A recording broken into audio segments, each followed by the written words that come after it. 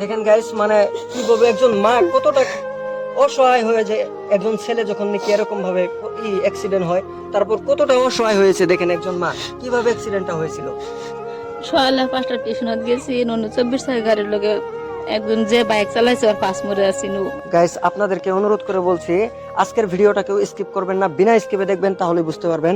এখানে দেখেন আমি এক জায়গায় আসছি, দেখেন এখানে ক্যামেরাম্যান একটু এখানে এগিয়ে আসো।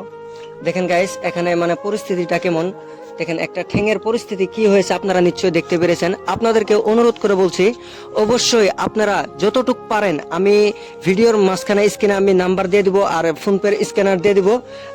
যত পারেন 5 টাকা 10 টাকা আপনারা যত পারেন অবশ্যই সবাই দান করবেন। দেখেন কত গরিব মানুষ, দেখেন অবস্থাটা দেখেন একবার ভাই। আমাদের মতো ছেলের বয়সী ছেলে, দেখেন ঠ্যাঙের অবস্থাটা কি হয়েছে, কি হয়েছিল এটা, কোথায় হয়েছিল এটা। টিউশন পড়বে যায় সকালে